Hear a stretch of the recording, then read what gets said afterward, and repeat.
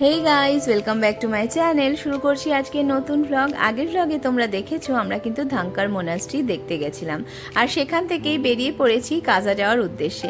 তাবো থেকে কাজার দূরত্ব প্রায় 50 কিলোমিটার। আমরা কিন্তু পিন ভ্যালি আর মুদ ভিলেজ দেখবো বলে একটু ঘুরে গেছিলাম, তাই আমাদের কিন্তু একটু বেশি সময় লেগেছিল। দেখো, চলে এসেছি পিন ভ্যালির একদম কাছে। পিন ভ্যালি ঠিক পাশ দিয়েই বয়ে চলেছে এই পিন রিভারটি। এটি কিন্তু হিমালয়ের পার্বতী হিমবাহ থেকে সৃষ্টি হয়ে স্পিতি উপত্যকায় এসে স্পিতি নদীর সাথে মিশেছে।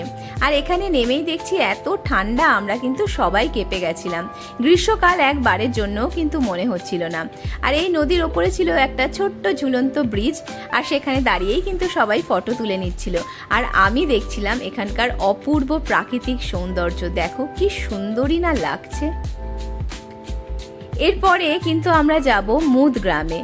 পিন উপত্যকার একদম শেষ প্রান্তে অবস্থিত এই মুদ গ্রামটি। এখানকার শুষ্ক আর রুক্ষ আবহাওয়া কিন্তু এখানকার মানুষদের জন্য খুবই কষ্টকর। আর এই পিন নদীটি কিন্তু এখানকার মানুষের জন্য প্রায় জীবনরেখা, কারণ এই নদীর জলই কিন্তু তাদের সমস্ত কাজে তারা ব্যবহার করে। এবার কিন্তু আমরা আস্তে আস্তে চলছি পিন ভ্যালি থেকে মুদ গ্রাম যাওয়ার উদ্দেশ্যে। আর দেখো, চলে এসেছি আমরা মুদ গ্রামে। এটা কিন্তু প্রায় তিব্বতী সীমানায় অবস্থিত, একদম শেষ গ্রাম দেখো। আর এখানে কিন্তু আমরা আজকে লাঞ্চ করব, তাই এখানে চলে এসেছি।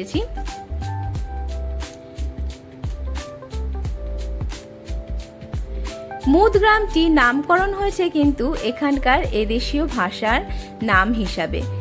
অনেকে পরবর্তীকালে লেখার সুবিধার্থে মাঠ কথাটি ব্যবহার করত। মাঠ কথার অর্থ হলো কাদা। কাদার প্রাচুর্যের জন্য এই গ্রামটি তৈরি বলে অনেকে মনে করত, কিন্তু আদৌ তাই নয়। এখানকার কিন্তু এদেশীয় ভাষা হচ্ছে মুদ। এই মুদ কিন্তু এই গ্রামের আসল নাম। আর দেখো এখানে কি অপূর্ব লাগছে পাহাড়গুলো, বিভিন্ন রকম রঙের পাহাড় চারিদিকে ছড়িয়ে রয়েছে। ছোট্ট একটা পাহাড়ি গ্রাম, অপূর্ব সুন্দর লাগছিল। আর ওয়েদারটা ছিল ততটাই ঠান্ডা। আর দেখো, আমরা কিন্তু পৌঁছে গেছি কাজাতে। কাজাতে এসে কিন্তু আমরা প্রায় অনেকটা উপরে উঠে গেছিলাম, আর তাই জন্য কিন্তু সবার একটু শ্বাসকষ্ট হচ্ছিল এখানে এসে। আর দেখো, এই পাহাড়গুলো একদম রুক্ষ ছিল, এই জন্যও কিন্তু অনেকটা শ্বাসকষ্ট হচ্ছিল। আর এই পাহাড়ের গায়ে কিন্তু নানা রকম দেখো সবাই ছবি এঁকেছিল। আর এখানে কিন্তু রয়েছে দেখো ভারতীয় পতাকা। কাজাও কিন্তু এখানকার একটা সবচেয়ে বড় শহর স্পিতি উপত্যকার। এখানে কিন্তু বিভিন্ন রকম জিনিসপত্র আমদানি রপ্তানি করা হতো তিব্বতী এলাকা থেকে। আর এই হচ্ছে আজকের আমাদের হোটেল। চলো সবাই সুস্থ থেকো, ভালো থেকো, আমার ব্লগগুলো দেখতে থেকো। দেখা হবে পরে।